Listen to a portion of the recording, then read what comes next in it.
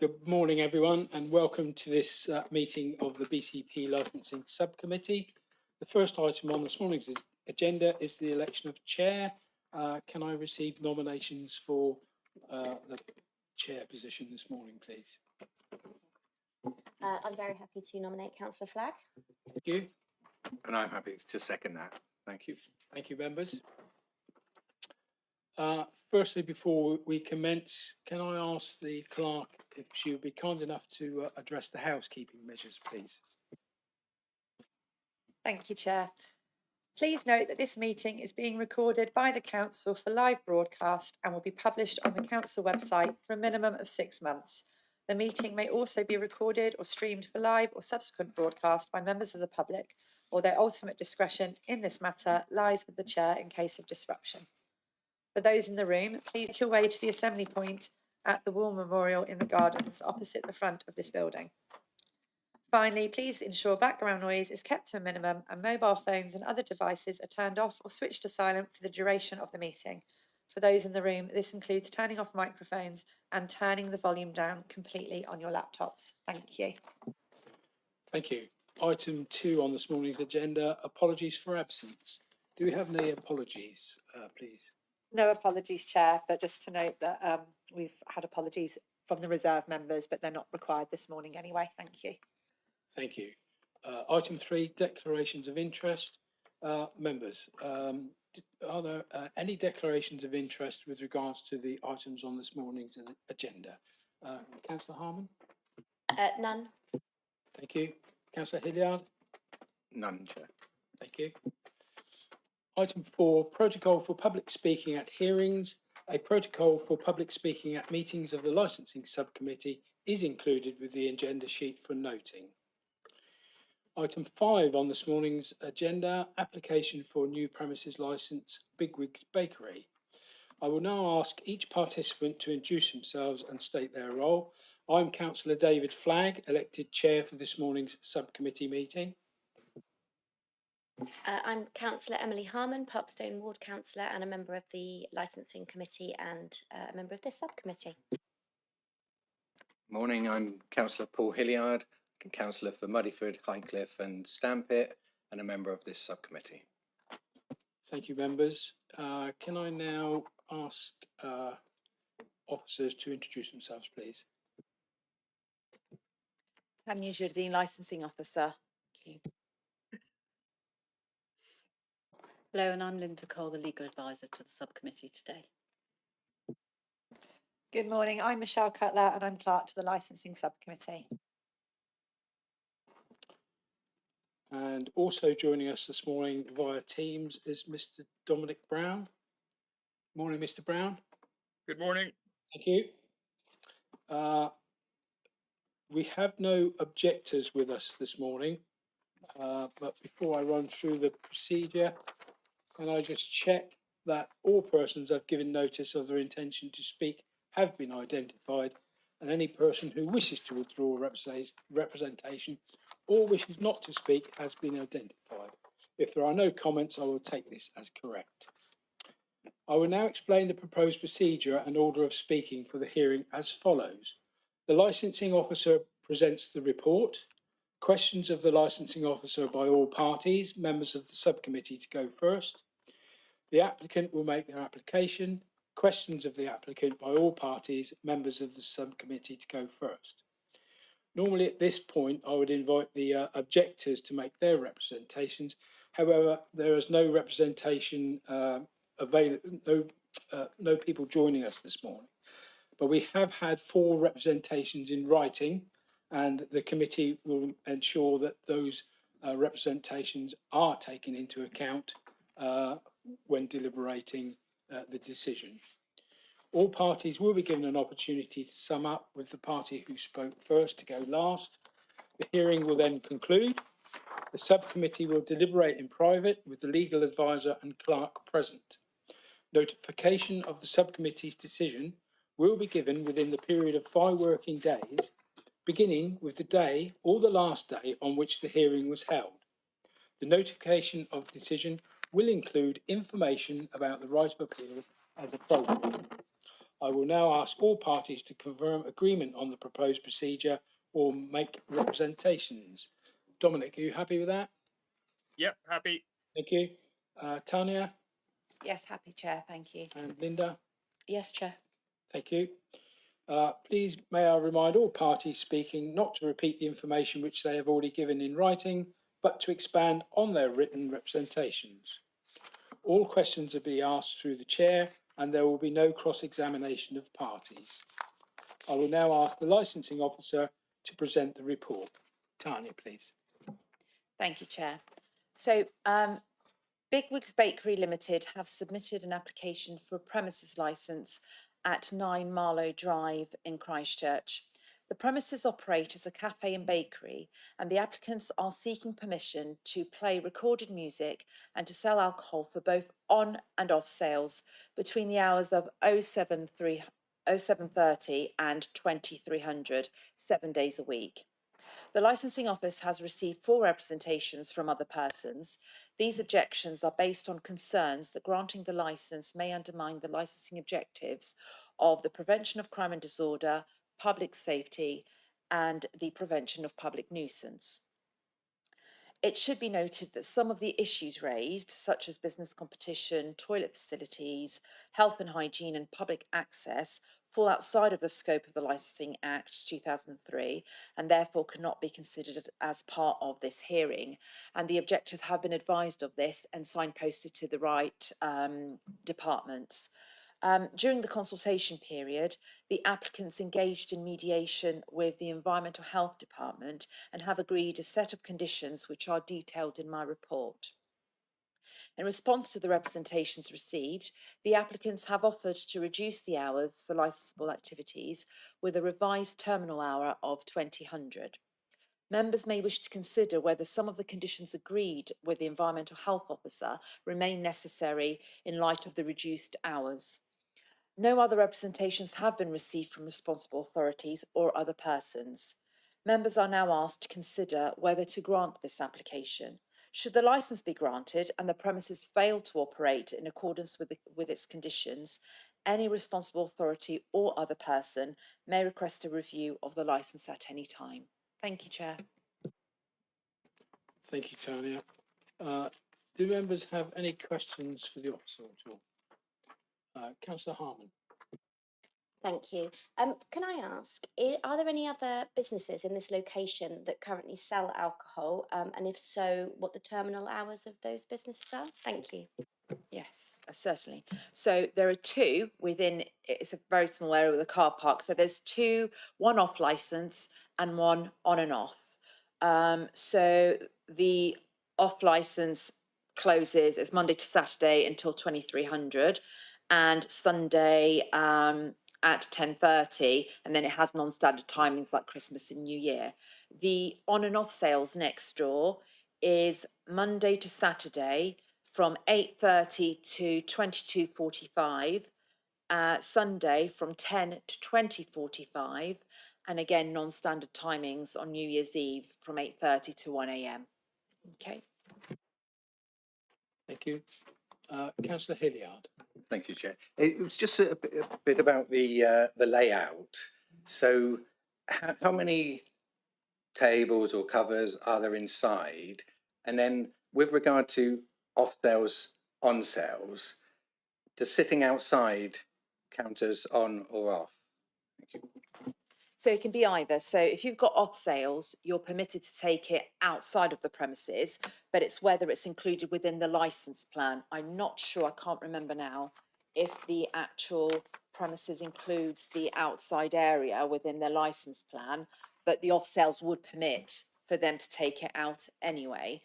With regards to the quantity, maybe it's best for Mr. Brown to confirm the seating. I know that on the application, they have said that there was about 25 covers, but my understanding is that they have been in discussions with other departments with regards to the toilet facilities and everything like that, which where they have discussed maybe a reduction in covers, but it might be better to ask that of Mr. Brown, if that's okay. Okay. And then just regarding the music, so where we say background music, is there a set decibel level that the operator will have to follow?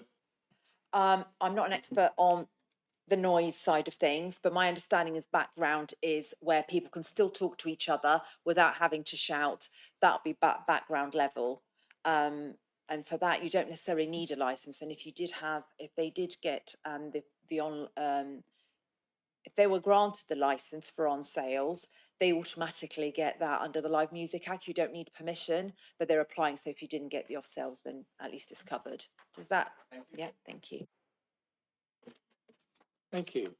Right, if there are no further questions, I'll move on to Mr. Brown. Dominic, would you be kind enough to address the committee, please, in respect of your application this morning? Thank you. Yeah, certainly. Hi there, everyone. So a statement in support of our alcohol application. The reason we're applying for premises license is simple. We would just like to offer our customers, including dog walkers, cyclists, regulars, the option to enjoy a drink with their lunch. We offer things like brunch buns, bacon sandwiches, hot food throughout the day. And we'd just like people to be able to enjoy a beer or a glass of wine with that. The issues raised regarding the impact on the community and the local character. Although we have applied for licensing until 8 p.m, we will continue to close by 4 p.m. on most days. Later opening would only be for occasional events. This means there will be no negative impact on the local area, as some concerns have suggested. A popular bakery like ours can bring attention to the local area, attracting new customers to nearby shops and boost the local economy through word of mouth and social media. The license will also help us support local breweries, wineries and distilleries, which we believe will strengthen our ties with the local community. We care about the community and want a positive, respectful relationship with our neighbours on the parade. On the issues raised regarding over provision, for the business next to us to suggest that having a license granted would create unnecessary competition, or that a bakery should not traditionally sell alcohol, is solely a matter of opinion and shouldn't have any impact on the decision about bigwigs being granted the license. We aim to bring more footfall to the parade and benefit all traders.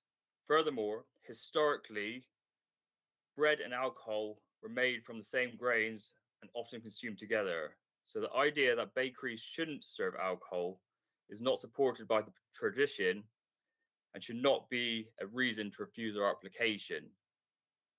We'd also like to note that we have been given licenses permitted in several of our other locations.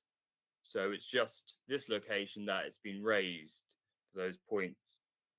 On the points about music, we will not be playing music outside, which has been acted on. That point has been raised by Kat Fowler from Housing and Public Protection. These points have been adhered to and she's happy with our license application. We are committed to keeping the environment peaceful and the music inside has only been ever kept to a background level, to which we will be keeping it the same. To support the cleanliness and the addressed issues raised, we have added a bin to the front of our shop and all of our packaging and cutlery is fully compostable. We also want to confirm that a new toilet is being installed as originally planned. In the meantime, we have had a clearly signposted toilet at the rear of the shop available on request. That is all. Thank you. Thank you, Dominic. Do members have any questions at all for Mr. Brown? Councillor Harman. Thank you, Chair, and thank you, Dominic, for that. You actually answered some of my questions in what you said just there, because I was going to ask about the other bigwigs bakeries. I understand there's 3 in total, but you said the other 2 do currently have licenses. Can I ask, have you had any issues with that? You know, have you seen an increase in antisocial behaviour or just anything that would cause you concern and maybe mean that you'd have to put in extra measures in this location? Yeah, so we have 5 bakeries in total, and the other sites that currently have alcohol licenses haven't seen any uptick in antisocial behavior. I think generally our clientele isn't coming to our establishment to get drunk or have many drinks. It's normally just a glass of wine or a bottle of beer with your lunch. But yeah, our alcohol sales are very low, and that's the main reason we want it, is just for people to come and, like Thomas and myself, if you go to bakeries around Europe and around other places, it's nice to just have a beer or a glass of wine with your lunch, which is the reason we want to be able to offer this. One more. Thank you, Dominic. And then my second question, again, you alluded to it just then, just the alcohol sales, are we talking sort of just by the glass, by the bottle? You know, it won't be sort of big containers of alcohol that you'll be looking to sell. Just I'm trying to get an understanding of what the alcohol offering will be. Yeah, it would just be single servings of alcohol. So everything would be in bottles in our bottle fridge. We wouldn't be putting beer taps or anything like that in. So it will be single measures of wine in either a can or a small bottle. And then again, for beer, it would just be a regular sized 330 bottle beer. We'd probably have 1 or 2 of those, and then just 1 or 2 wines. So yeah, nothing large that people could come and have, you know, double pints or anything like that. Perfect, thank you. Councillor Hilliard. Thank you, Chair. Morning, Mr. Brown. Just a question. So you obviously mentioned about the pub watch scheme and the Challenge 25. Will you be recruiting more staff specifically for these extended hours, or just retraining existing staff? Thank you. No, so again, we won't actually be trading outside our normal hours. We'll be sticking to our 4 o'clock close. There'll be, like you said, on occasion, it would be Thomas and myself doing events, which, yes, when we've done them in the past, we have extra members of staff on. And for instance, in our Bournemouth location, we've let other people come and do collaborations with us. And when we've done that, we've always had 2 bouncers, security persons on the door to make sure that everyone's a hearing and there's no antisocial behaviour. Okay, thanks. And can you just elaborate on the collaboration and advertising? So if everyone really knows your shut-off is 4 p.m, when you are thinking about doing an event, how are you advertising that, and how are you marketing it? Because you're talking about collaboration. Is it a big event? Thank you. So at this store, we wouldn't actually be doing collaborations. The only thing that we would have in mind if we were to do things would be for Thomas and myself to probably do a burger night or a pizza night, as we're both chefs by trade originally, and so we still like to do some events like that on occasion. But these events wouldn't be in collaboration with anyone. They would just be for ourselves. The collaboration ones we've done before have been in Bournemouth, and we've actually decided to stop doing those as it was drawing too many people, and it's not kind of the business we want. So in St. Catherine's Hill, it would just be for food. If we were ever to do it later on the odd occasion, which might be once, maybe twice per year, and it would just be sit-in events, no collaborations. Thanks for confirming that. Thank you, Dominic. I just have one question myself. Would you be able to expand for me on your policy and procedures with regard to staff training? In your application, you say that refresher training to be done when necessary. And I just wondered what policy or procedure you go through to ensure that your staff, you know, are up to date with their training. Hi, thank you for that. Yeah, so we just put everyone through correct alcohol training, which we just find the act and find everything that needed doing, so people know how to deal with asking correct age for alcohol for people trying to purchase alcohol, and the correct procedure in which you'd adhere to if, say, you wanted to refuse someone alcohol. So we'd be putting everyone through that. So just to expand on that, do you provide that training, or do you have an outside company who attends your premises and provides the training? So for all our training that needs to go through the proper acts, we use outside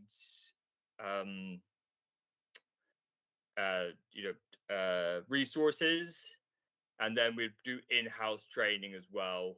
So we would use both. So for like all our certificates that our staff need to have, we always just go to the correct site that we need to, and normally just get information we need to from the Gov site and the local council sites. Thank you for that, Dominic. I don't have any further questions. Do members have any further questions? No. I'm just a bit.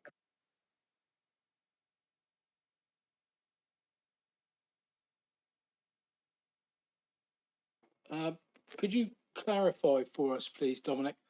Are you operating your business currently at the moment with tables and chairs outside? So if Yes, so we currently have 2 benches outside in front of our premises. Yeah, So super. Thank you. Is the plan to put, because he said 25 covers, so where are the people going to be? Yeah, the question's asked with regard to 25 covers. So we just wondered, what the number of covers are inside and outside. Are you able to expand on that? Yeah, so currently we have 12 covers inside, 2 tables of 4 and a long bench of 4. And then we have 2 benches outside, which sit about 6 each. So if we were going to do any events, maybe we would add another bench outside and maybe another table inside. But that would, be depending if we were even going to do these. Yeah, okay, understood.